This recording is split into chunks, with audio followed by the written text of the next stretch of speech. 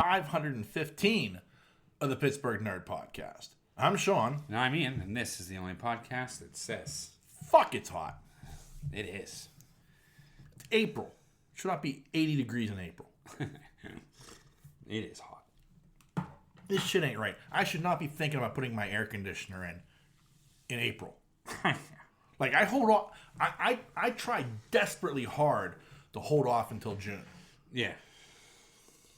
Like, I will suffer through May.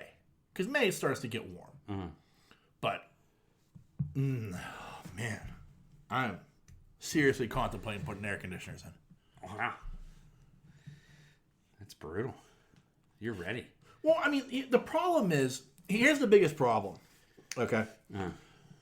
Every window in my house faces west. Okay. So, after 4 o'clock, when the sun is on that side of the house, Yeah. it heats up quick. Like, during the beginning of the day, Yeah. it's nice and cool because the sun's on the other side, and there's not a problem. But the second that sun moves on the other side of the house and starts beating through every single one of those motherfucking windows, including the window to my room where my office is, where I work, Yeah. you know, it just becomes a sweat box. You know, and I've got a box fan. It's not a box fan. I should say. It's a window fan. It's like a dual bladed window fan. Yeah. In the window. Plus, I got the ceiling fan going, and you know, I'm in there just making my own gravy. You know, I'm like, oh, I need relief. Like, Sabine came in and was like, fuck this. Like, and the funny thing is like, so at that time of day, I walk out into the hall, and the hall is like 10 degrees cooler. Yeah. That's where the cats are laying. They're in the hallway. God. Oh, my God. You know. Well, it's hot in your house, period. Yeah. But it's because it doesn't cool until the sun goes down. Yeah. So there's like a 4-hour period where it becomes a broiler. You know? Yeah. But once the sun goes down, and I start pulling the cool air again, it's fine. But it's just that the sun just, like, even if the air temperature's cooler, Right. the sun beating on that house just makes it unbearable. I can't even. And like I said, like, that's where just all the windows are. Like, every single window in that house faces west. That's hot, dude. It is. I mean, it is. So you gonna put them in? No, I'm going to suffer. Yeah, are you? I will suffer and complain. Because I just can't bring myself to, like, there's just that part of me that's like, you don't run your air conditioner in April. Yeah. Like, you really don't run your air conditioner in May. Right. You know what I mean? Like, you shouldn't have to. Not here. No. But, like, I mean, and, like, the temperature's only been, like, low 80s. But I got to adjust to that. You just can't go from, like, I know.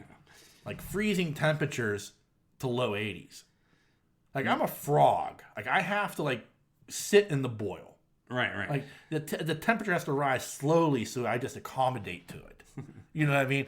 Yeah. This like, dramatic, like, 360, like, well, it was winter. Not anymore. Yeah. The drastic, how drastic it's become is, like, insanity. You know? Mm-hmm. I agree. Like, it's just, I don't know what's going on. Yeah. It's just so humid.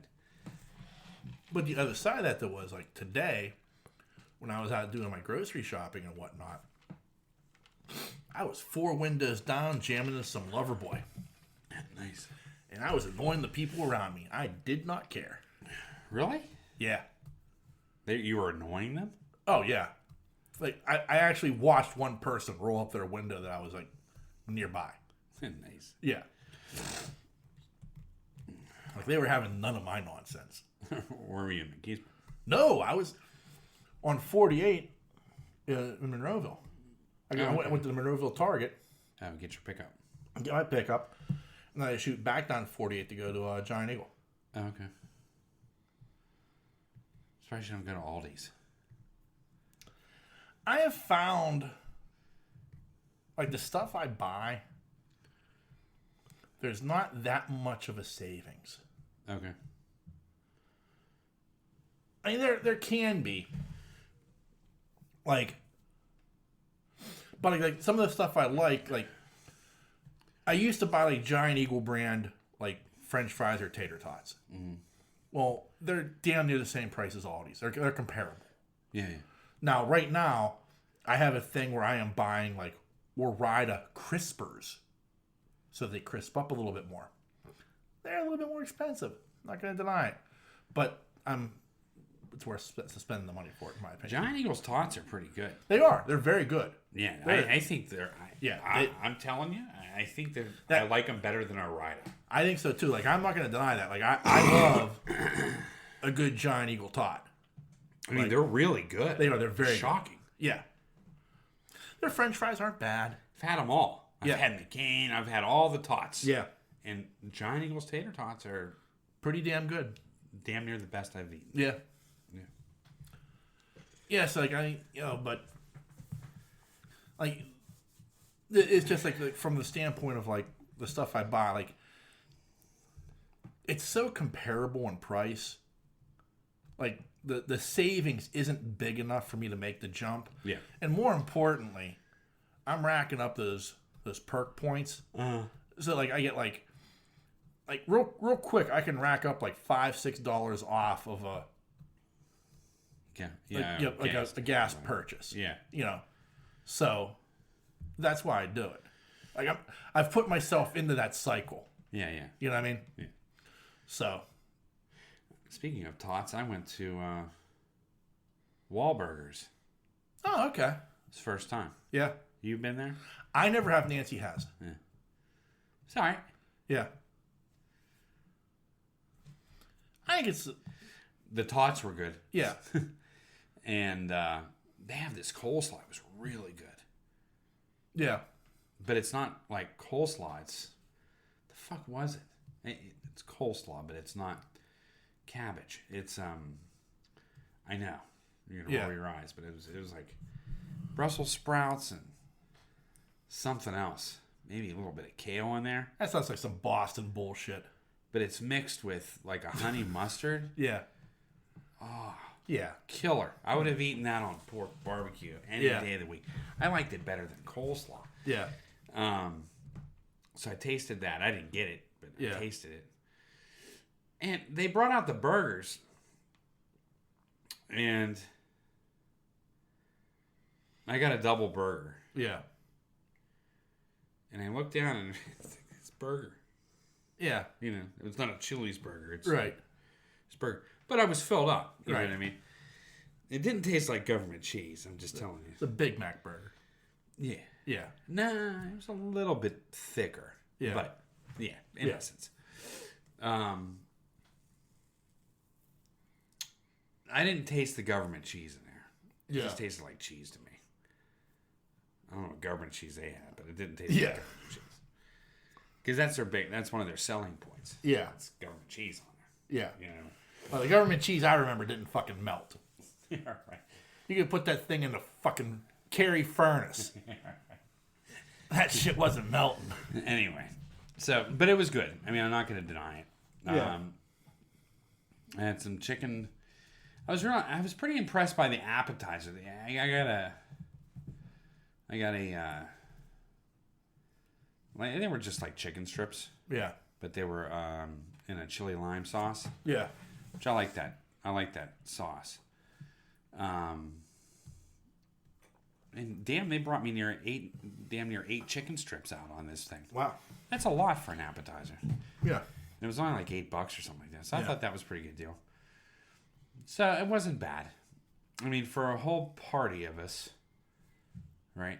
Yeah. There was 6 of us. Yeah. And the whole bill was only like $120. That's with drinks. Yeah. I think Brie got a beer. So, yeah. You know, so I didn't think it was that bad. Am I going to go to Robinson to go do it again? No. Yeah. It's not worth the drive. Right, I agree. Like, I feel that way about, like, I haven't been there, but I feel like the experience isn't worth like Burgatory. Yeah, it's pretty good. Like it's pretty good if you're getting like those specialized burgers. Like I just want a basic bacon cheeseburger. That's what I get. Yeah. A lot of times when I'm there. And I feel like you go to those places because people oh, it's the best burger ever. You'll love it. And, if you love cheeseburgers, go here. And you go there. Yeah. And it just doesn't roll your socks up. Like, I will still tell you, like, I feel like the best bacon cheeseburger is at Five Guys. Yeah. You know what I mean? Like, I can't tell you why. I can't tell you how, but that burger is fucking amazing. Yeah. And you go to these other places at these, but if I'm getting like the avocado and kale burger or whatever, whatever like these specialized burgers they make, maybe that's what makes it worth it. Well, I don't think it's that either. I think all these restaurants have been doing that to burgers for a long time. Right. They just kind of mastered the salesman or advertisement of right. it. You know what I mean? They've just kind of they've taken it up a couple notches. Right. That's all. I mean, Denny's has always had specialty burgers. All these right. places have always had specialty. They've always had. You're absolutely right. I mean, A1 burger, blue right. cheese and black burger. I mean, the black peppercorn and blue cheeseburger has been and onion straws has been around forever. Right. At all the restaurants right. have had it. No, I agree. So I think that you even could get it at Pappin's at one point. But speaking of, Lou Pappin just died. Really? Yeah, he was like 94. Damn. Yeah, God rest his soul. Man. But yeah, so I mean, they just kind of took it to another level. Which, all right, I mean, I get it. Milkshakes are bomb. I could tell you that now. Right. Salads ho hum. My friend Doug said that chicken sandwich is out of this world. Yeah. Believe it or not. But the girls like it. I mean, they like the burgers. I think all Impossible burgers taste the same. Yeah. I think it's what you get on your burger is what changes it. Right. Do you know what I mean? Like right. whether you get a garlic aioli to barbecue or right. I think that's the determination of right. your burger. But all in all, I think the burgers are pretty good. Do I think they're better than Chili's? No. I don't. No. And I don't think they're better than Five Guys either. Right. But different atmospheres in each one of those places is different. Right. You know what I mean? All right. Big Rigs also has a damn fine burger when they make it. Never had it. Yeah, but the thing is, I think it's always like a specialty like stout burger. Uh-huh. Like, so I got one with like it had the burger with brisket and like I can't remember like an egg. Like I mean it was like this like amazing burger. Like another was like a barbecue burger with like the onion straws and their barbecue sauce. I mean, like they make these like fantastic like specialty burgers, like their burger of the week. Mm. And like I would just like to go to one day and just say, just make me a basic bacon cheeseburger. Yeah. Don't give me the fancy stuff. Don't just give me a basic bacon cheeseburger. I just want to try that from you. Yeah. See what you can do. Yeah. I went to another restaurant today. Bree and I went out for dinner. Yeah. Ellie's at a competition, on his babysitting. So it was just Bree and I. Yeah. And we went to Tavern in the Hills. Okay. It's in Jefferson Hills. I think that's what it's called. Pretty sure that's what it's called. I've heard of it. Yeah, and we were like, I mean, Bree had like cut off shirt. Yeah. Her sleeves were cut off, and had my Marvel shirt off. I was like, we're in like upper crust territory around here. Yeah. It's Jefferson Hills. Yeah. I don't know. Yeah, I made a comment to her. I'm like, sun's out, guns out. She's like, yeah, you got that right. G was like, I like that Metallica look on you. It's fun. But we went to this place, and I'm like, Brie, I'm telling you, I hope the needle doesn't scratch. At first, we were going to go to Atreus, and I was like, dude, I can't. No. I don't think I can go into Atreus with a Marvel shirt on. Yeah. I mean, I know you got the cutoffs, and that's fine. You're a kid. But, Yeah. You know, I don't know if I can. My pants will pass, but my shirt isn't making the buck here. Yeah. I do like Atreus, and we probably could have gotten away with it, but Yeah, you can't, because I've done it, but you get a really shitty table. yeah, That's the problem. I walked in with I was wearing a Van Halen T-shirt, and they're like, "Okay, sir, you'll be sitting back here next to the toilet." Food was amazing. server alley. Yeah, That's where you're going, son. yeah, exactly. That's kind of where I was. But so I was like, okay, so we went there, and I was like, oh, that needle's gonna scratch, dude. This looks.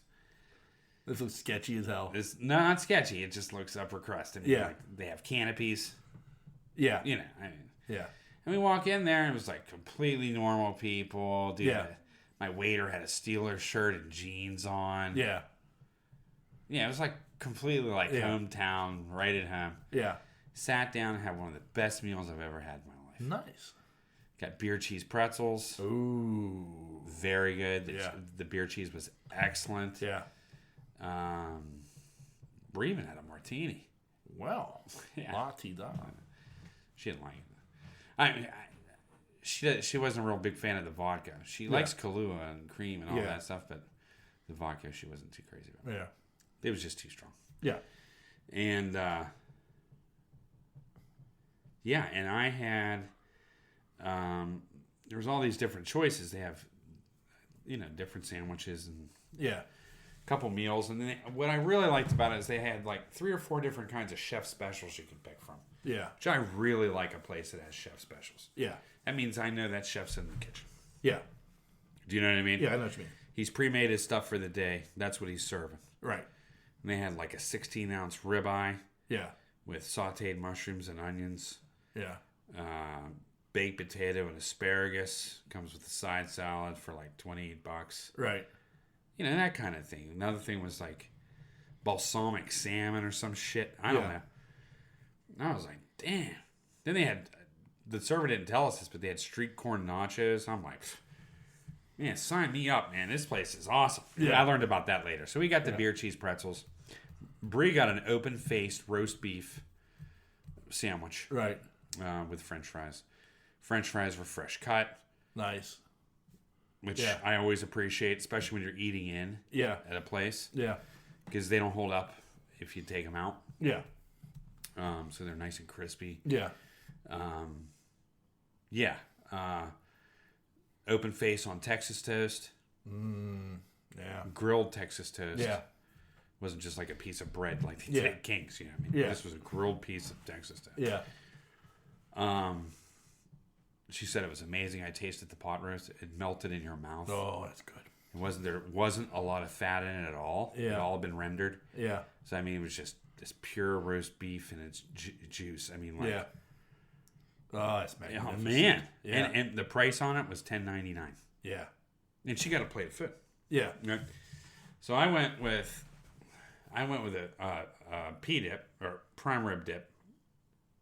Sorry, French dip. Yeah. That's what I got. And it came out. The old French dip. Yeah, it came out in a basket. Yeah. Huge amount of fries. And Little au jus on the side. yeah, with Swiss and provolone. Ooh, nice. Right? Yeah. And then the cup of au jus, the Yeah. ramekin.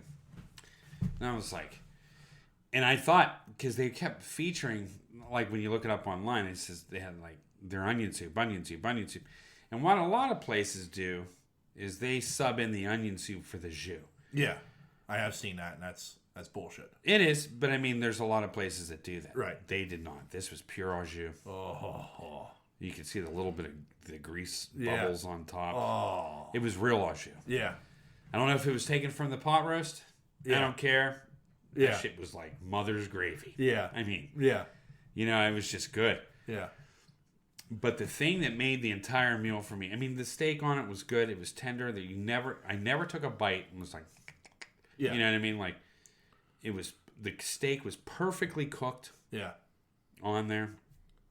But the bun is what made it. Oh. It was unbelievable. Yeah. And it was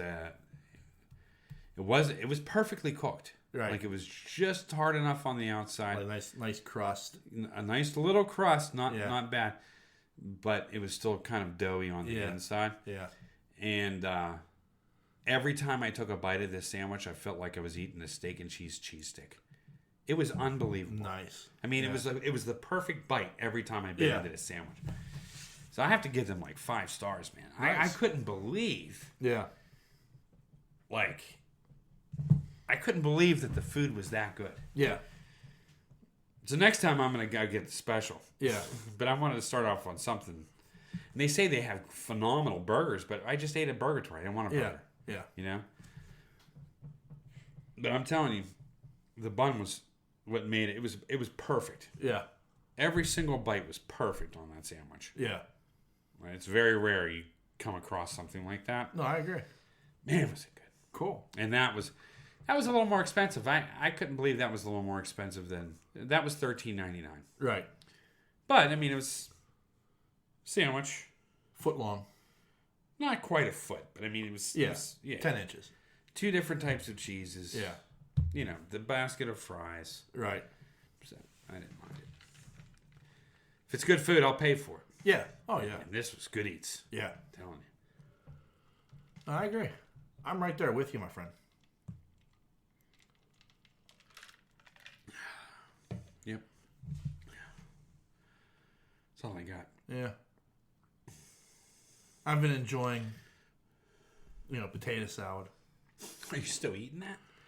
Oh, That's gotta be done. It's done. Yeah, it's done. Like the fact that it made it to Wednesday surprised me. Yeah. I was like, so a little potato salad left. Well, Salt and pepper. Yep. Oh.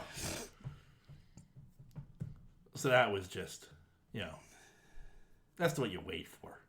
Yeah. Yeah, we cooked up a ham and got a lot of ham out of it. We got a lot of ham. I ate on that ham all week. Yeah. I had ham sandwiches Yeah. all week.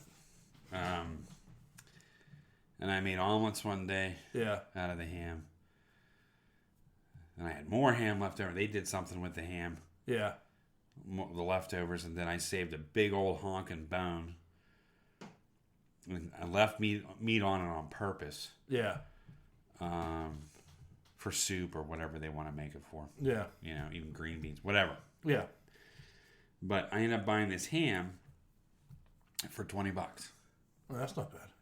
And Giant Eagle. Yeah. It's Giant Eagle ham. Yeah. $20 full ham. Yeah. Like it was full round. Yeah. Right.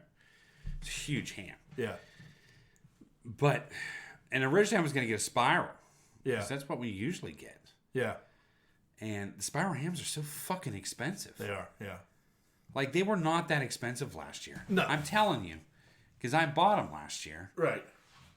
And these are bone-in spirals. And I'm looking at them, and they wanted $48 for this ham. Damn. And it was only like, Yeah. And I was trying to tell Brie when we were looking at it, I was like, well, see this? This is the spiral part of this ham. Yeah. And I'm going to cut it this way. Yeah. How much? You're only getting like Yeah. maybe 12 slices of ham off this thing. Yeah. Thicker slices, but still. Yeah. If we do this ham, Yeah. you're getting 5 times the amount of ham. Right, Off this, yeah. If I cut it right. You know Right. what I mean? So we went the other way. There you go. We had potato salad.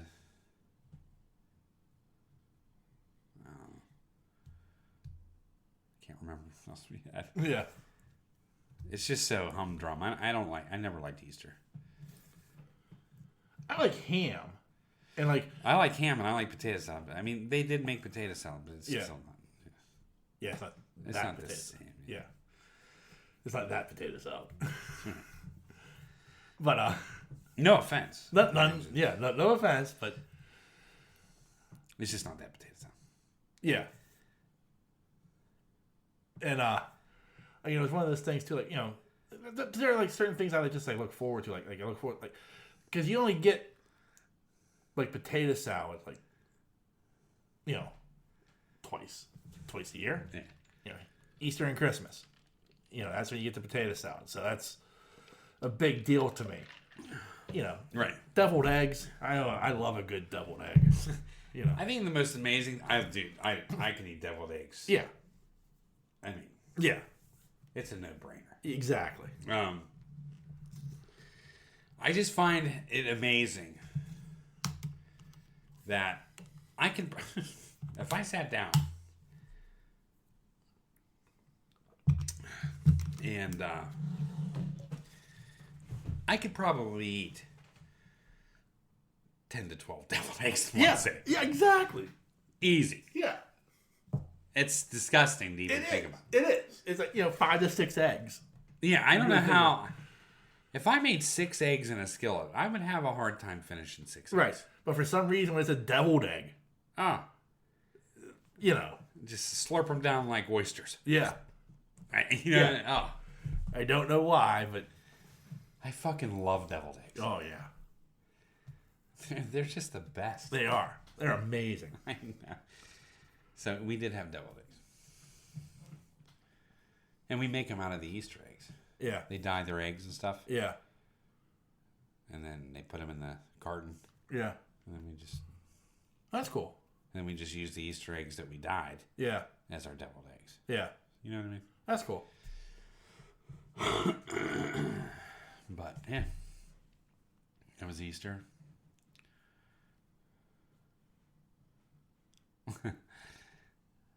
And then my birthday was Wednesday. Yes. Happy birthday to you, sir. Thanks. And that was about it. Got a cake.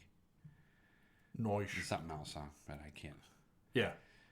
I'll show it to you, but I can't express it on there. A little bit of pornography. No. Absolutely opposite. Oh, okay. Anyway, so yeah, that was about it. That's cool. All right then. After I've had to ask God to forgive my sins. I know, that's how I felt. Yeah,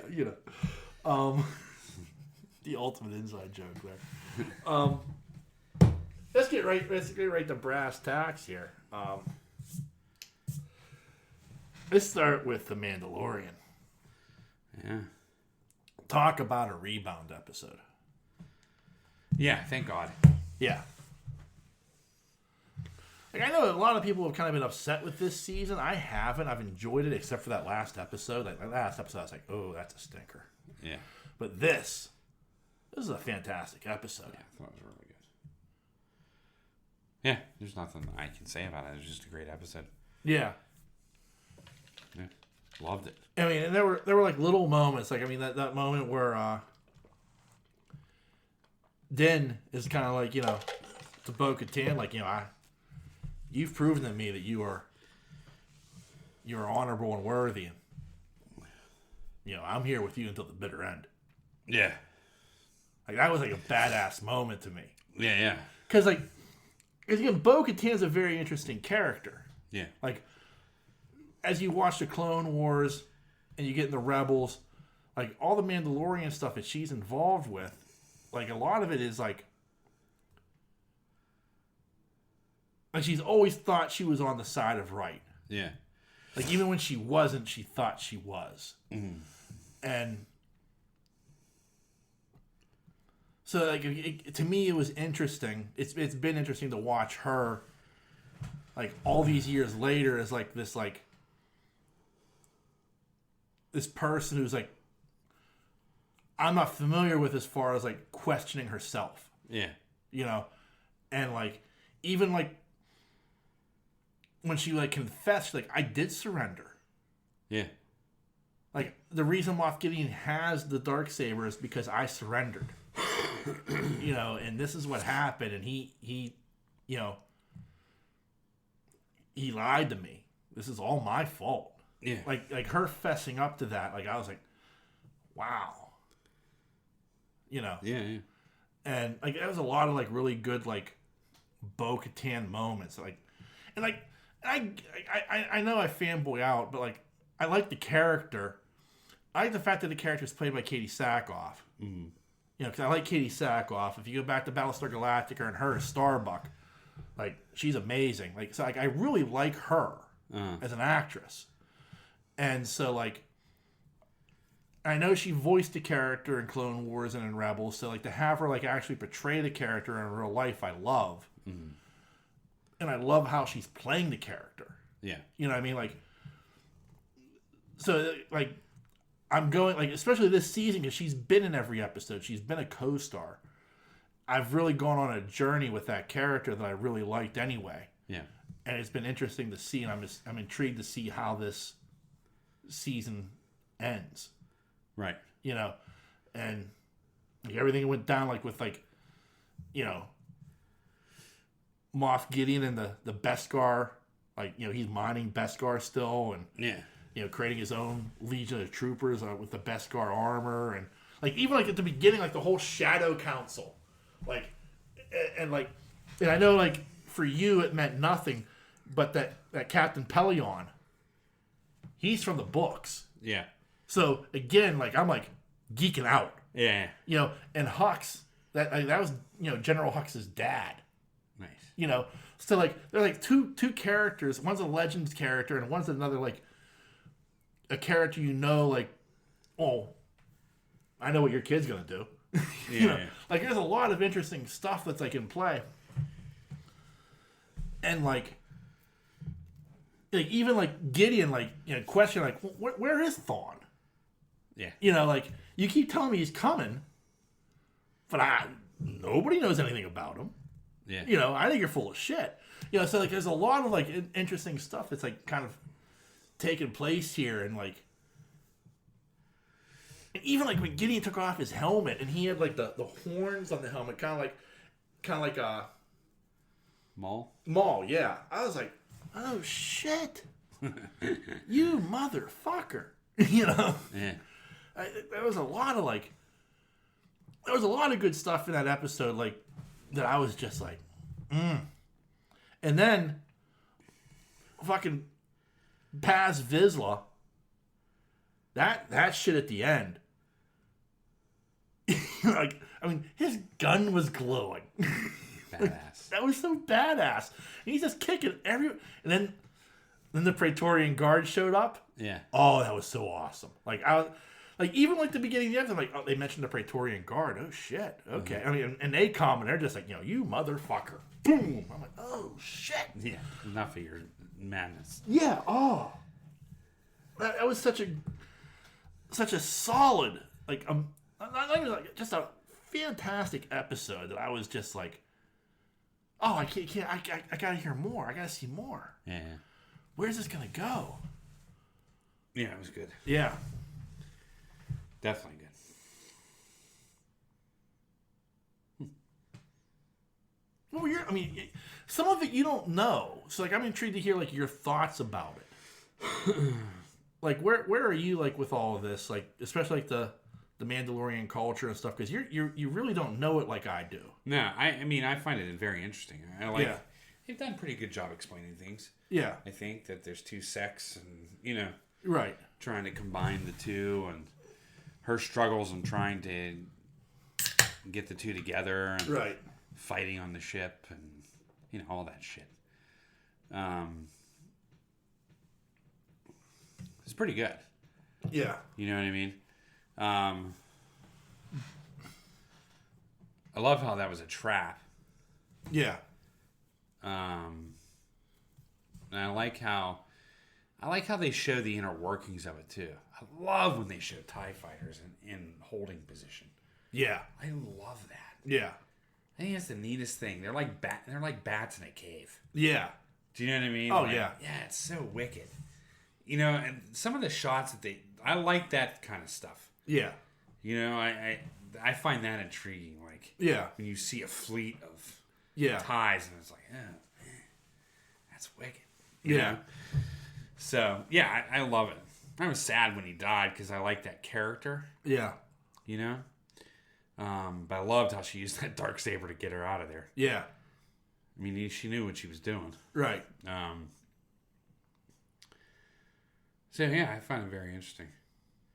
I like how Mando looks like real sleek now. Yeah. Doesn't look as beat up.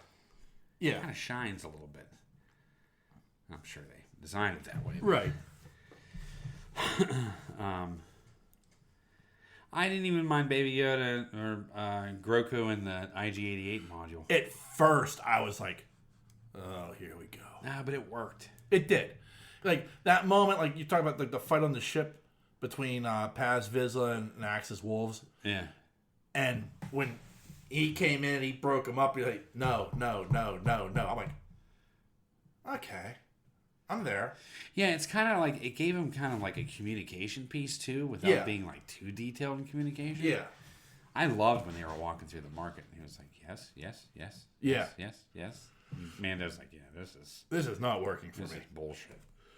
You're right. Yeah. But I did like it. It made sense to me. Yeah. And it's something he can control and figure out. Yeah. Yeah. Somewhat protects him. Somewhat. I mean, they could fire straight at his chest. Yeah. It's the only thing I couldn't really understand why they didn't put like a steel plate up or something. Yeah. I mean, the first thing I thought of... Give that kid some mithril. Yeah. The first thing I thought of when I saw him in it, I was like, it was like that character from Teenage Mutant Krang. Because it's like the little brain in the stomach of like the big robot thing. Yeah. Like I was like, that first thing I thought of. I was like, oh, you got in there. Okay. But it worked out. Yeah. I don't think it was that big of a deal. No. It made him more mobile. I think he needed that. Yeah. Because I was kind of tired of him doing the Emmett Otter jumps and stuff like that. You know what I mean? Like Emmett Otter jumps. You know what I mean? Yeah. Yeah. That was getting old. Yeah. So at least he's a little bit more mobile now. The cradle was getting old too. Yeah, and they can do a little more now with him, you know. So yeah, you're stuck with him now. So I mean, like yeah. I know Mando was like, "I'll join you," and so will Grogu. Yeah, like Grogu's like, "Motherfucker, I got shit going on." I'm hungry. Yeah. When are you gonna eat some of that bird? Yeah. Kid just eats. Yeah. So, yeah, I thought it was a well done episode. I like what I like about these series is I like seeing like the stuff I was talking about, like the inner workings of the Empire and the ships and you know what I mean, preparation, formation of troops. And I like that part of it. I think that part is like really neat. Yeah.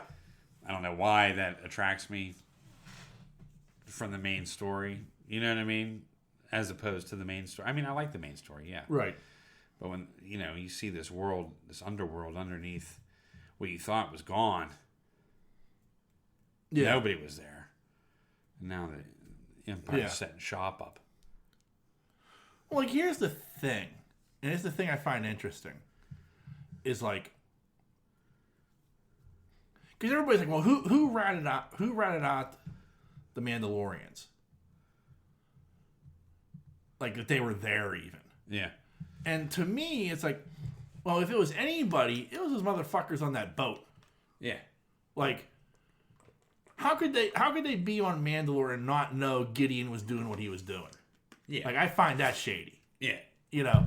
Like, everyone's like, oh, the armor ratted out. You know, I'm like, I don't think so. I think it was these motherfuckers. How did they not know? Yeah. Like, they're there. They see ships coming. They had to have ships coming in and out. Yeah. I mean, there had to have been a Star Destroyer coming down to there's some bullshit there. Drop load off. Yeah. You know what I mean? Like, you don't have that much stuff there without someone not knowing on that planet what's going on. Yeah. You know? Yeah. So. Yeah, it was a good episode. All right, on to it. On to Picard. Episode 9. Out of 10. Oh, wow, there's only one more left. Yeah. They're all going to die. Just kidding. What a great episode. Oh. The show is so fucking good. Like, even like what should be cheesy nostalgia is being done very well. Yeah. It's weird. Like, totally unexpected. I know. Like, I mean, it's that thing of like, and I mean, we'll get into it, what the end of the episode brought us, but like first, like the beginning of the episode, it was like the first time I've ever been vindicated in my theories. Okay. Because if you remember, like many episodes ago, you asked me, "What do you think it is that's going on with Jack?" Uh-huh. And my reply was, "I think it has something to do with the Borg. Uh-huh. I think there's something that was genetically passed from Picard to Jack because he was Locutus." Uh-huh. And motherfucker, I was right. Yeah. For once. Because I even started to question myself. I'm like, man, I don't think so. This doesn't seem Borgish, but I don't know. What else the fuck could it be? Like, you know, no, it's gotta be something. It's gotta be, you know, like I didn't know. And then, like, you know, and fuck, there it is. It's like, right, you know, yes, I was right. Finally, Sean is right about something. Yeah. You know, but still, it was a nice twist. Oh, yeah. You know, it was a well done twist. I like how it was explained, too. Yeah. There's a lot of science going on here. A lot of science fiction going on here. Yeah. I like. And it's not being... You're not overloaded with it. Yeah. And you can still follow the story. Right. Do you know what I mean? If someone that didn't really care There's about enough any of it. scientific jargon to make it sound good, but not enough scientific jargon to make me go, what? Yeah, exactly. Because that's something that Star Trek used to fall into. Yeah. Like, there was a lot of, like, techno babble that you were just like, okay. Because they try very hard to root themselves in science. Yeah. Despite the fact they had fireworks in space. They figured it out. Yeah. But, you know, otherwise, like, it's that thing of, like they've always said, like, one of the things we try to do is we try to use, you know, even if it's theoretical science, Yeah. to try to root ourselves in a reality, so to speak. Whereas, you know, Star Wars, it's like, you know, Yeah. it's magic. Yeah, it's different. Yeah. So I like it. It's like, it's just enough to, like, even you sit there and you end up saying, like, oh, okay, that kind of makes sense. But at the same time, I'm not getting bogged down in the techno babble that I'm like, huh? Yeah, right. You know. Yeah. I just absolutely love it. I love how Data came in, you know, just put his hand on Jean-Luc Yeah. and he went up.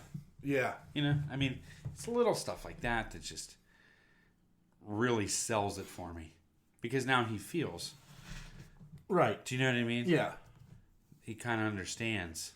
And he's just trying to be empathetic. Yeah. And he is being empathetic. Right. For once. Right. Do you know what I mean? And now Picard actually realizes that he is. Yeah. You know? So, I love how they brought him back. Oh, yeah. I do.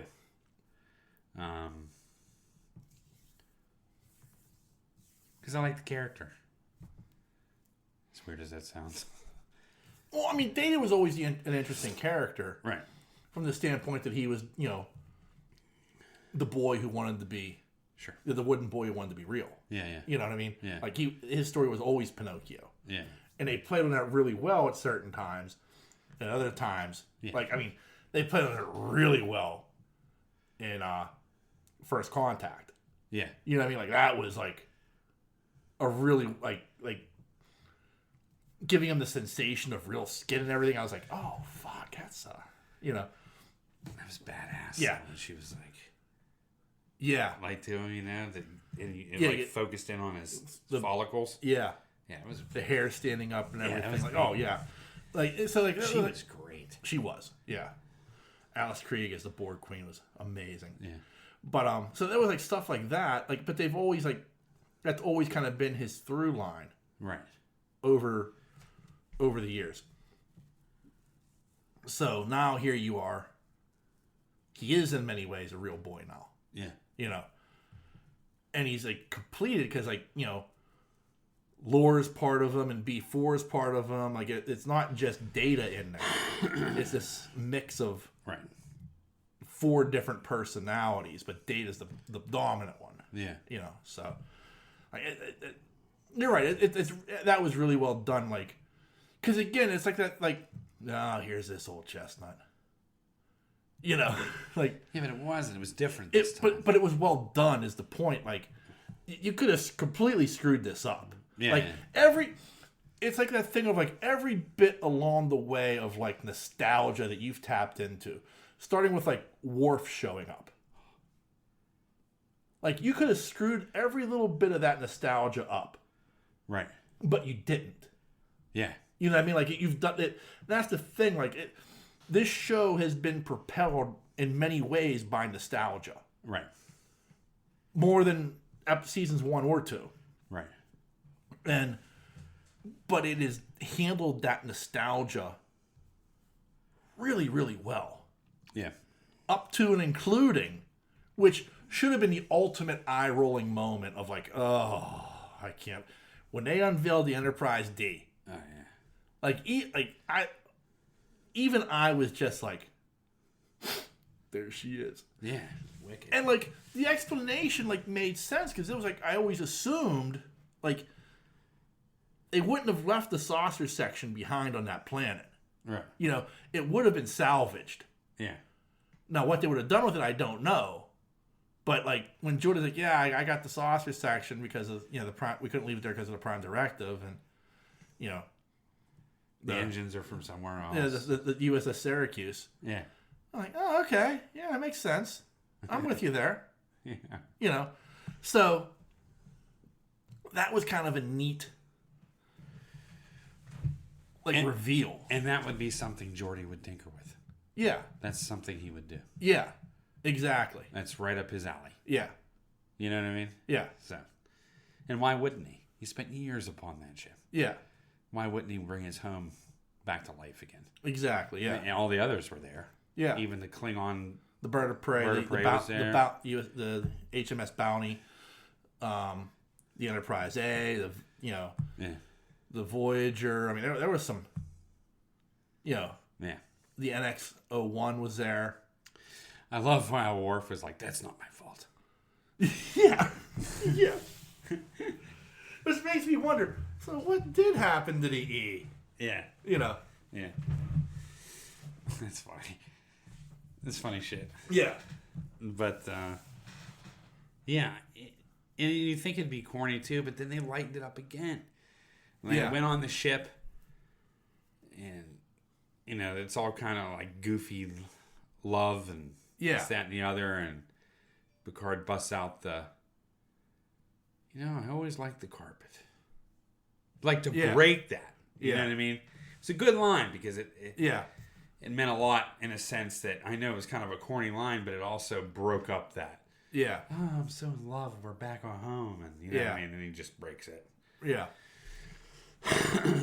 Because to Picard, it's a ship. Although, when he goes, engage. Oh, man. Oh, yeah. And he didn't say it with, like, power. He was like, engage. Yeah. You know what I mean? Like, it was good, man. I'm telling you, it's wicked. Worf bitching about the... Yeah, the Enterprise, he had better phaser arrays. And and the weapon systems were much better. Yeah. Well, that's the funny thing. Like, if you look at the D, she was a Galaxy class. And, like, her mission wasn't... Like, she wasn't overpowering. Yeah. Like, in many ways, she was like a cruise ship. Yeah. Like, there was families on board that thing. You know what I mean? Like, they had school children. Like, so it was like this odd thing of like the D, like the E was meant for war. Like, it was a warship. Yeah. Like, it was meant to be the tip of the spear against the Borg. Yeah. That was what she was designed for. Yeah. But the D was like Starfleet trying to pull away from building warships to building explorer ships. So she wasn't as overpowering as like the E was. Remember what's his name ship in the new ones. Peter Weller's ship. Oh yeah, the Sovereign class. That was a beast. Oh, like black. I mean, that was a badass ship. I will blow you out of the star. I was like, Peter Weller was so good in that fucking role. The fact that especially later on. The fact that that ship was able to overtake you at warp and fire was like, you can't do that. Oh, this ship can. Yeah. That was badass. That was. Peter Weller was amazing in that. That is the only Star Trek movie that the Enterprise never fires a shot. Really? Yeah. She never once fires a shot. Yeah. It's like the oddest thing. But But anyway, back to this episode. That was a great episode. Yeah. There was a lot of Deanna there in past two episodes. Yeah. Not as much Riker this time. I don't know. It was just a great episode. Yeah. I mean, even like the stuff like the explanation of like the Borg changeling plot. Yeah. Like, yeah. Oh, wow. That's impressive. Mm-hmm. Like, and like, even like the scientific explanation of like, well, we're all over a certain age where we can't be affected. Yes, I like that too. Yeah. Like, it was like, there was a lot of like interesting little like nuggets where like it explained it well. Yeah. Like, oh, okay, that makes sense. And then the most bullshit and heartbreaking moment. The sacrifice of Captain Liam Shaw. Oh, yeah. Oh. That was brutal.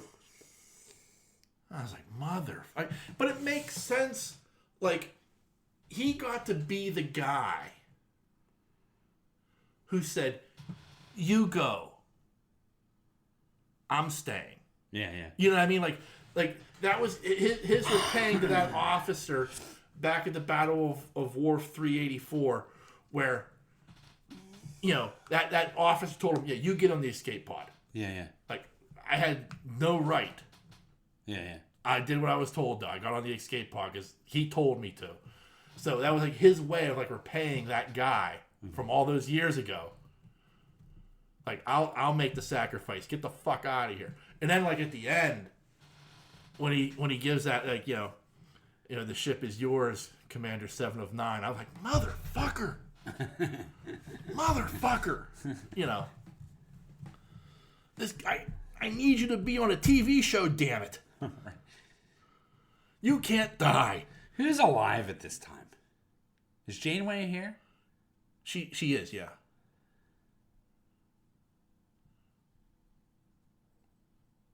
Is what's his name still alive too? I guess. Cisco from Deep Space Nine. Nah, her number one. Oh, Chakotay. Yeah, he should be. Yeah. I wonder if they're gonna bring them all back in the last one. I don't know. Because it's gonna be an all-out war. You got to think that the older ones are gonna live, or not necessarily live, but the older ones are gonna be the ones that are running the show, right? To try to fight this Borg thing. I mean, they got to bring them all back. We've already seen. What's his name? The Vulcan.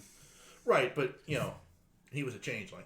Yeah, but that's the problem. Like, so who? It doesn't necessarily mean he's dead. Right. I mean, I'm sure he's being held somewhere, or at least I would hope so. Yeah. Because Tuvok's a cool character. Yeah. But how far did the infiltration go? Did it go to Janeway? Yeah. Did it, Well, it couldn't get her because of her mind. Right, but was she taken by a changeling? Right. You know what I mean? Like, there's the Borg transformation, which would be anybody under 36. Yeah. And then there's the ones that got taken over. Yeah. By the how far did the changeling infiltrate? So it's like, shit. It'd be badass if Janeway showed up in battle though. Oh yeah. Like, she goes against the Voyager. Yeah. Yeah. I'll be right back. Yeah. Where's my ship? They bring Kirk out of deep freeze. Yeah. Whatever the fuck he's doing in there. He's got to be in there. Well, he is. He's like he's the old Walt Disney dude. Well, okay. So they went and they took his body from where Picard buried it in Generations. Yeah. And they took it to Daystrom Station. Why? I don't know. But, you're right. Here comes William Shatner in the A. That'd be fucking wicked. Yeah. Now I know. I'm the first one that says I hate corniness. Yeah. I do. I can't stand it. Right? Because of that movie, it was horrible. Yeah. But I'm telling you, I give my left nut to see him fucking coming in the fucking A. Yeah. Do you know what I mean? It would be the Start her up. It would be the equivalent of that moment in the, what was it, the 50th anniversary of Doctor Who or the 40th? I can't remember. But the one where it was like, they're all here. All 11 of them. Yeah. No, there's 12. And there's, all you see is Capaldi's eyebrows. Yeah. Like that's what it would be the equivalent of. Like that moment where all the doctors made Gallifrey disappear. Because if they're going to fight this fucking thing, they're going to have ships that don't have the technology of what they have in these new ships. Right. So they're going to have to form some kind of armada with these ships. Right. One ship isn't going to do it. Right. So they're going to have to, you know what I mean? Right. Right. They're going to have to regroup Yeah. at some point. So are they just going to bring out the old Titans out? Yeah. I don't know.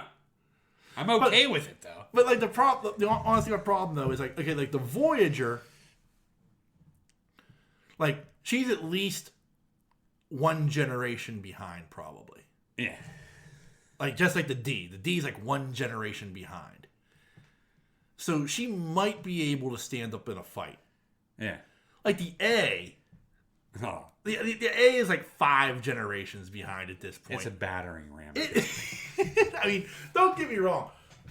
One of my favorite ships of all time is the movie version of the Enterprise. So the Enterprise A is like, right there for me. And I'm like, the Enterprise A would just show up and kick ass and take names. But the reality is, like, her phasers are so, like, dim compared to, she wouldn't be scratching anything. Nah, but it would just be like Kirk, like just like one more time. Yeah, right. And him blowing up. Yeah. Right. Him just ramming the Enterprise F. Yeah. I don't know. I don't know where it's going. I hope it turns out well. Do you know what I mean? If Sulu shows up, well, well, that's way later. Sulu's got to be dead. Yeah. He's not frozen in carbonite. The only person that would be alive would be Spock. Unfortunately, he can't. Well, technically, Spock would no longer exist in this timeline. Why? So is it all canon? Well, okay. So if you think of it this way, so part of season 1 of Picard was talking about how he dealt with the destruction of Romulus. Yeah. And so Spock was being sent by the Vulcan government with the red goo to try to save Romulus. Right. So him going through the time portal and going backwards and into the Calvin timeline, changing everything. Yeah. So Spock would no longer be a part of this timeline. He's gone. He's disappeared. Yeah. Technically. Right. So, like, they made that canon. We're talking with Picard talking about the Romulan refugees and stuff. Right. And how that was being handled. Even in Discovery, like, the destruction of Romulus, they formed a whole new government in this timeline with the Romulans and the Vulcans. Yeah. So, like, that's canon. So, based upon that means Spock would have disappeared at that time. Right. I see. Yeah, I don't know. Yeah. I hope the last episode's a little longer. I think what's gonna be interesting is There's a lot to fit in here. there is, but it's got to be like, how do you reverse engineer what the Borg have done? Right. You know, because by putting a DNA in everybody using the transporter system, like, that's got to be hard to reverse engineer. Right. And then the other side of it too is like how do you, like, okay, raise your hand if you're a changeling.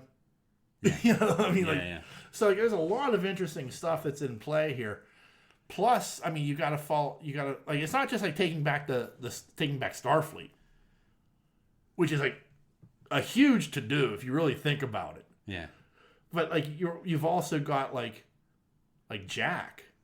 Yeah. Like, yeah. we've barely touched on the fact that, like, you know, Vox, he's the voice of the Borg. Right. You know, and I'm intrigued to see like how that plays itself out too. Right. Like, there's a lot of interesting things that, like, you're right. Like, I hope like the final episode's like 2 hours. Yeah. You know, so that it has time to breathe and play itself out. Right. You know, so. Plus, what happens with 7 to 9 and what's her name? You think Picard's gonna die? I don't. I mean, that's not how this should end. I know. I'm just asking. Like, it should.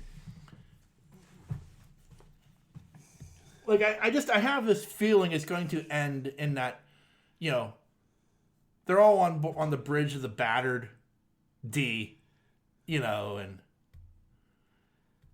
you know, Jean-Luc's just like, you know, engage, and, you know, Data takes him, you know, like, but like, or it's kind of like that great moment, like at the end of like of Star Trek 6, Yeah. you know, well, we're being recalled to be decommissioned, you know, and Chekhov's like, you know, or Spock's like, I believe the term should be go to hell. Yeah. Yeah. You know, and Kirk's like, you know, first star on the left, full speed ahead. Yeah. Yeah. You know, it's not, however he says it, I can't remember. I'm sure somebody will quote it to me. Stork. Yeah. But like that great moment of like, you know, the Enterprise just, you know, boosts away. You know. Oh, yeah. So I'm sure it's gonna be something like that. Like, you know, Data will tell like Starfleet to go fuck themselves, and Picard will be like, engage. We'll see. Make it so. Yeah. Anyway, it's good. Yeah. Yeah. I mean, we've discussed it. Like, this season has no right being this fucking good. Nah. None. But man, it has been fucking gold. Yeah. I'm completely invested Yeah. in the characters as well. Yeah. And like, you're getting so invested in characters that you didn't think you'd get invested in that hard. You know what I mean? Yeah. Like, even what's her name you're invested in? What's her His name? mother. Oh, yeah. Case McFadden. Yeah. Crusher. Dr. Crusher. Crusher. Yeah. You're in, you know what I mean? Like, you're invested in everybody in it. Yeah, I mean, there's even like that great moment where she's like, yeah, I lost Wesley to the stars, and like, cause like, it's been that odd thing of like, well, she has this son, but she has another son, you know, Wesley, who like became like an interdimensional, intergalactic being, like a watcher type of thing. Yeah. You know, and it's like, and all this time you haven't mentioned him once. Yeah. You know, like, and she finally did. I'm like, finally, somebody acknowledges Wesley exists. You know, I know. It's like, he's like the biggest nerd there is. yeah, Not in the show, but I mean, yeah, Will Wheaton. yeah. You know, he's even doing a fucking... The after show. Yeah. Yeah, I even love, like, he's like, I guess how I found out I have a space brother. You know. I didn't watch too many of them. I watched the one with him and Geordi. which was an amazing. Yeah. To see Jordy get emotional about it was like, man, he loves this shit. Oh, he does. Huh? He does. Like, LeVar Burton is like... He's like a certain generation's like Mr. Rogers. Yeah, right. Because like Reading Rainbow. Yeah. Like he was a big part of like there's like a certain generation of kids where it's like, you know, it's like, you know, Steve from Blue's Clues. Yeah. I can't think of his name now. You know, Jordy, and you know, I don't know who else, but there's like where with you and I, it's like, you know, Sesame Street Muppets, Mr. Rogers, and Captain Kangaroo. Yeah. Like for that generation, it's like Steve from Blue's Clues, him, and I don't know who the third guy would be, but you know, there's like a generation where like that's what their deal is. So, but yeah, I mean, he's always been like hardcore. Like, you know, they call me, I'm there. Yeah. You know, he's a good actor though. Yeah. I mean, oh yeah. I mean, go back to Roots. Yeah, I mean, he's on that level. Yeah. So, anyway. Yeah, good stuff. All right, so the one other thing I've been watching. Okay. Something, and I don't know how I got into this. I've been watching videos about exotic cars. Okay. And like more importantly, like hoopty exotic cars. Okay. Like I've been watching this one channel. It's called VinWiki. Okay. And it's run by a guy named Ed Bolin. Okay. Who, like, he purchases exotic cars, but he like finds like the cheapest version of said exotic car. Okay. So like he has like a Lamborghini Countach, but it's like the cheapest Lamborghini Countach in the United States. Okay. And then he like invests money to fix. But the thing I'm finding out about, like, another one I watch is called Hoovie's Garage. Okay. Where again, this guy, like, he's like, you know, I bought an $8,000 Corvette and I got to spend another $8,000 to get it working. Okay. You know? So it's shit like that. But the thing I'm finding out is, like, these exotic cars, like, especially like Ferrari, Lamborghini, Maserati, like all of these like big name like supercars that you think of, that you like, oh, if I had the money, I would have that. They are not worth it. No. No. They're reliable. They're as reliable as shit. Like, you are honestly, like, in the United States, those cars like cannot do what you need them to do. Okay. What do you mean? They're just like, they are meant. They're meant to be like run at high speeds, like the Audubon. Yeah, at all times. That's what they're designed for. Okay. You know, that they're not designed for city travel. For city travel, or even like United States highway travel. Okay. You know what I mean? Like, they're just, and so because of that,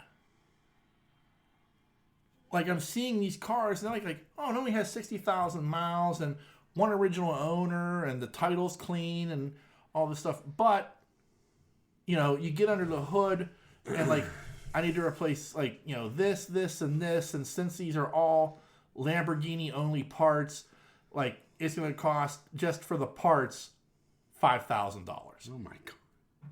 Yeah. You know what I mean? Like, it's like, holy shit. You know, like, you know, simple shit like replacing a gearbox. Like, the gearboxes go in those things. Like, they talk about it. Like, yeah, you're going to replace a gearbox. Guaranteed. That's $5,000. Yeah. You know, you're like, what? You know, meanwhile, like, and it's weird. Like, I've always been like a car guy from the standpoint of like, I like those type of cars. Right. But I prefer American muscle. Okay.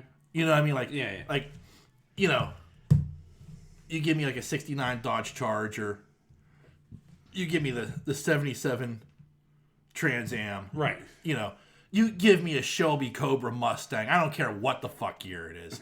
You know, like, I've always been an American muscle kind of guy. Even, like, cars that aren't traditional muscle cars, but were designed to be, like, modified, like the Chevy Nova. Right. Like, I had that, it was a 72 Chevy Nova, but it had a 350 under the hood. It didn't come with a 350. Yeah. It came with a 6-cylinder engine. Somebody put a 350 in that thing because it was designed to hold a 350. Yeah, right. And that thing was a fucking rocket ship. You know what I mean? Like, Yeah. it's it's stuff like that. Like, you know, I've always loved American muscle, and I've always looked at, like, Lamborghinis and Ferraris like the same way I look at, like, aircraft. Right. You know what I mean? Like they're pretty, and in many ways, like, that's how they're meant to be viewed. Like, they are pieces of art. Right. Like, they are handmade piece by piece. You know. Right. But, like, because of that, they are extremely unreliable as compared to, like, an American muscle car. Right.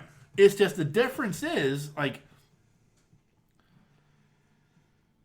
that Lamborghini can, like, you know, it can handle a road course. Right. You know what I mean? But you put it on a drag strip, it's got problems. Yeah. You know what I mean? Like, and but it's been interesting to, like, watch these people, like, and the amount of money they spend, like, on upkeep. Yeah. On cars they hardly ever drive. Like, it's very weird. Like, and like this one guy, Tyler Hoover, he's the one that does Hoovie's Garage. Right.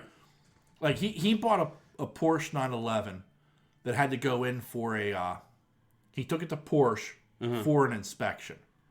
1 hour inspection was $910 just for the guy to look it over and give him an estimate of what needs to be done. Really? And, like, their estimate was, like, for them to fix what they said was wrong with it was like $6,000. Jesus. Now, he took it to his mechanic, and the mechanic looked it over, found more things wrong that they didn't within that same hour, and then came in like $2,000 under what they were going to pay, or what they were going to charge him to do. You know, like, it was, like, amazing. Right. But still, like, to get that 911 up to standard, like, it was running, but, like, to get it up to standard was still going to be like $5,000. You know, Jesus. And I think about that, and it's like, and then I watch another one where it's just like, hey, I found this this Dodge Dart, this '68 Dodge Dart that's been sitting in this haystack for 40 years. I'm gonna try to get the engine to run, and they tinker with it a little bit, and the next thing that fucker fires up. You know, like it's been sitting in a haystack for 40 fucking years. Yeah. You know, but here it is firing up and running. Yeah. You know, with just some minor maintenance. Like, they replaced a couple of gaskets, put some fluids in it, and the fucker turned. You know, like, that's the difference. Like, and it's just amazing to see, like, and like that guy, like, takes that car, does some very minor work to it, and sells it. You know, so he pays like $500 for it. It sells it for $2,000, and somebody's gonna take that car and restore it. Right. Like, they'll spend bigger money on it, but it's still amazing. Like, the fact that, like, that you could find an American-made car that sat for 40 years. Right. You know, and it'll still fucking run. It's crazy, right? It is. And I can guarantee you, if you found that they did the same thing with, like, a Ferrari, a Lamborghini, you know, ain't no chance that fucker's turning. Yeah. You know. Not a chance in the world. Too specialized. It is, and it's like an interesting look at, like, So like I used to think to myself, man, if I had money, I would have Now, I think I would go backwards. I'd try to find like something I could have complete. Like if I won the lottery, if Sean's got $40 million, like I'm going and looking for like a beat up Mustang and take it to somebody and saying whatever it takes to get this looking new. Yeah. You have an open checkbook. Yeah. What would your car be?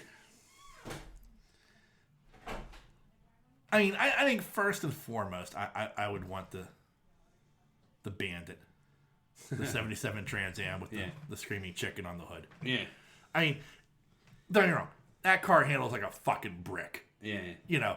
But it is the nostalgia factor with that car.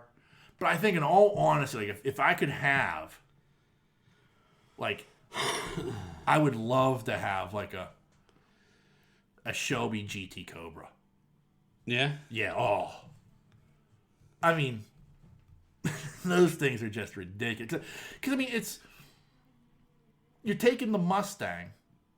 Like, because what they do is they take the base Mustang, they buy it from Ford, or Ford, gives it to them.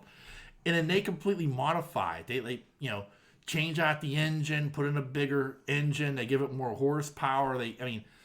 Completely soup that fucker up.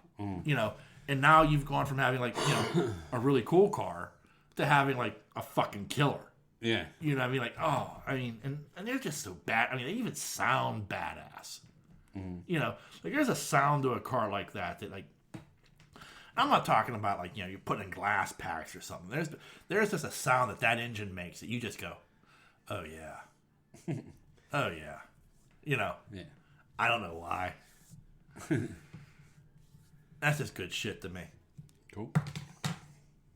What would be yours? What would be the car you would get?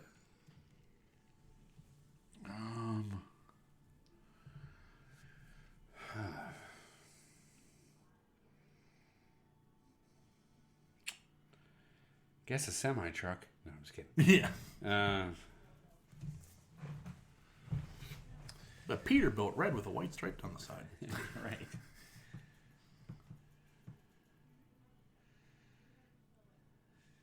Probably have to go with a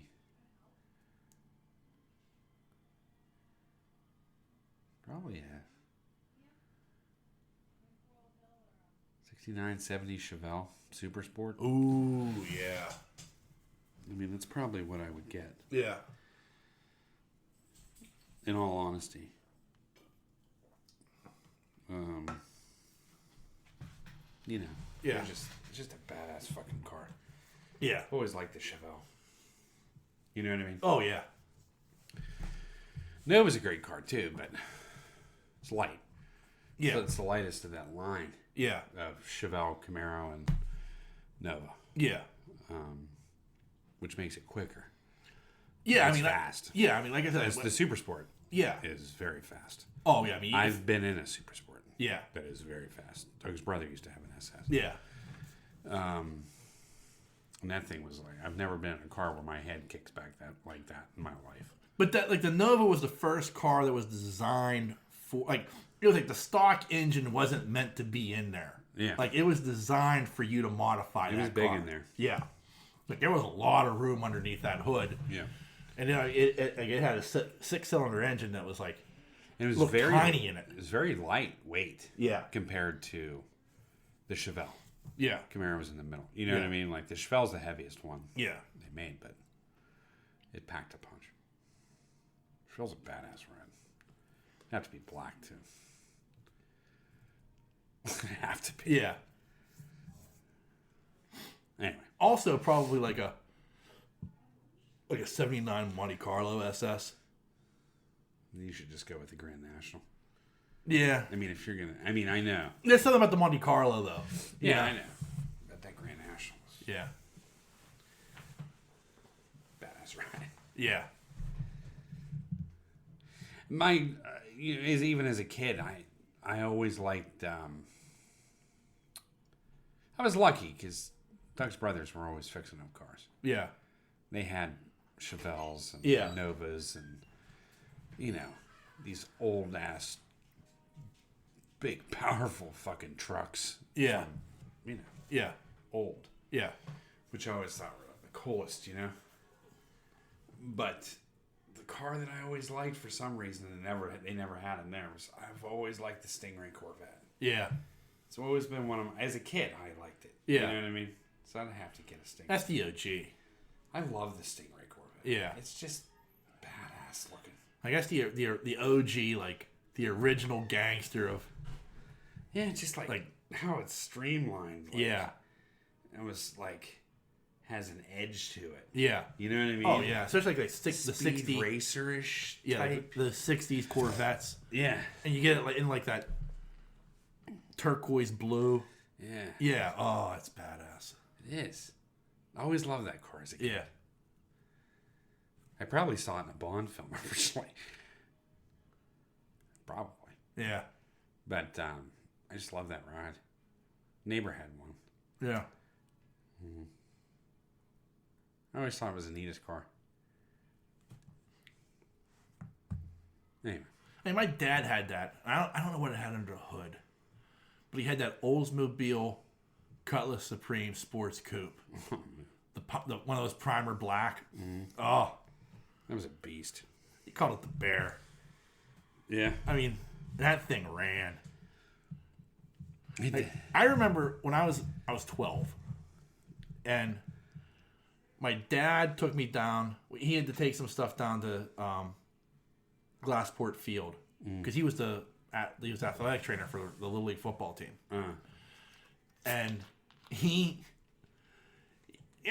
we're in a deserted baseball field in November, and he tosses me the keys and says, "Go ahead and take it around the field."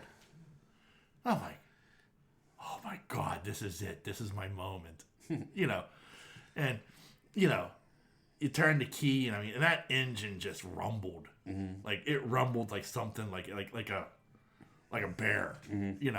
Like it just I'm just like, oh my God, this is so awesome. And I put that thing in drive, took my foot off the brake, and just jammed on the gas. Yeah. And went straight into a fence. No shit. No shit. Was he pissed? No, he thought it was hysterical. Because it was like you really like literally just shot backwards. I hit the gas so hard. Yeah.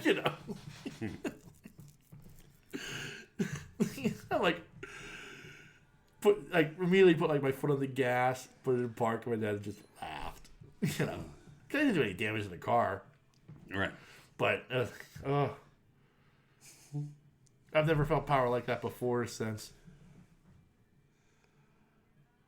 Yeah, I've been on most all those muscle cars that they were in, but yeah, one of my favorites was my brother had a 1965 Mustang. Yeah, and I just love that car. Yeah, convertible. I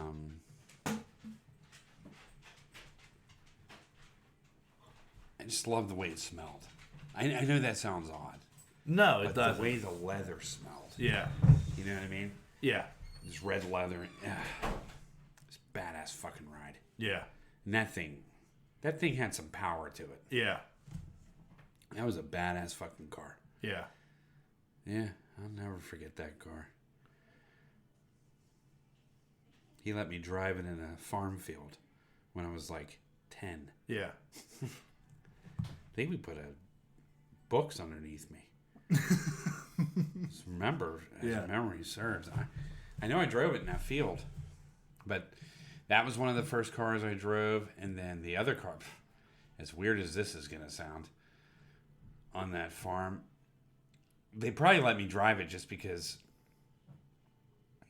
of I probably wouldn't get hurt in it. Yeah. Was that my dad had a 1967 or 68 Bronco. Oh, yeah. The old Bronco. Yeah, the old Not school. the big old Eddie Bauer Bronco. Yeah.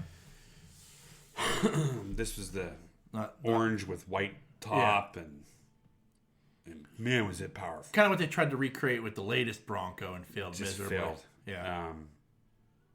But They let me drive that around. Yeah. I like that one too. Oh yeah, I'm sure. It was like, to be quite honest with you, I mean, that was like just an all-terrain vehicle. Yeah. I mean, that was like the modern-day Land Rover back then. Yeah. That thing went everywhere. It's powerful as fuck. Yeah. Lock-in hubs. I mean, it was like, you can go anywhere in that fucking thing. Yeah. Man. I wish I had figured out how to drive. Because I took a couple of lessons in it. Was that 77 or 76 Plymouth Fury. It was like a fucking barge. Okay. Like, it was so fucking big that it had to have a 404 barrel under the hood to pull all that steel. Right. Like, you had to have that much power. Yeah, yeah. You know, like, if you didn't, it wasn't going to move. Yeah, Like, yeah. you know. So, you had this, like, monstrous engine under the hood. And, like, the hood was the length of this fucking table. Yeah. You know, it was this monster of a car. Like, it's an absolute boat. And I just could never master it. Yeah. Yeah. My brother also had I don't remember the year. Yeah. Probably an 80. Ford LTD. Oh, yeah. That was a fucking beast. Yeah. It was like a hotel on wheels. Yeah. It's crazy. It's that. And when we were little, like early middle school, remember Gemma? Yeah. His mom and dad had it must have been like a 79 Suburban. Yeah. And they used to take us all to school in it. Yeah. That was the biggest fucking thing Yeah. I have ever been in my entire life. Yeah. And that thing started up and it was like, Yeah. you know what I mean? And it had like bench seats in it. It was crazy. It was like a van, 4-wheel drive van. Yeah. On steroids. Yeah. I'd never been in anything that big in my life. Do you know what I mean? Yeah. Like that was huge. Yeah. Just headroom Yeah. versus how big that fucking truck was. Yeah. Man, that was a big fucking ride. That old Suburban. Yeah. Not the new ones. Right. The one that always fascinated me, and I never drove it, and I was never even, I don't think I was ever even in it. Aunt Bonnie and Uncle Ed had that it was a minivan. It was like one of the first ever minivans. The thing I remember about it, they called it the Voyager because it looked like a fucking space shuttle. Uh-huh. But the thing I remember about it was, like, it had, like, the windshield was like 4 feet. Like, it was like this monstrous windshield. Yeah. Like, it had a very small nose where the headlights and the turn signals and the stuff were. But, like, it had, like, this 4-foot windshield. And I always thought, like, if that thing ever fucking breaks, Yeah, yeah. like, one chip in that thing and you are just, you know, rolling your dice Die Hard style. Right. You know, because, like, it was just huge. Like, I could never imagine, like, what designer thought that was a good idea? Because they tried to make it, like, aerodynamic. Yeah, yeah. So, like, had, like, this really, like, front slant to it. So even though you were sitting up high, like, it was just, like, all windshield. Like, the entire front end was, like, all windshield. Yeah, yeah. And I was just like, that can't be safe. I wish I could remember what the make was. I tell you what I remember is that when I first got in one of the original Toyota minivans, you know, the big old block looked like this. Yeah. Literally. Yeah. But the crazy thing about that car was, which I could never get used to, is you were so fucking close. Like, the engine was like this big. Yeah. In the front. Yeah. Like, literally, there's like this little front, like seriously, Yeah. like this wide. Oh, yeah. And then there you were in the captain's chair. Yeah. And you're like, I mean, it was such a different perspective on the road. Right. You know what I mean? Like you're that close. Yeah. It was crazy. That ride was nuts. And I also drove in an original, I didn't drive it, I was in it. An original VW van. Oh, those are cool. Yeah, those were fun. Those things were quick too.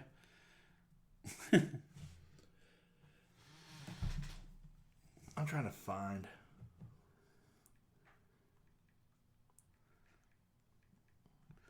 What car did Pap have? He called it the Green Machine. What was that? Remember that green freaking muscle car he had? Yeah. I can't remember. Yeah, I think this was it. Let me see.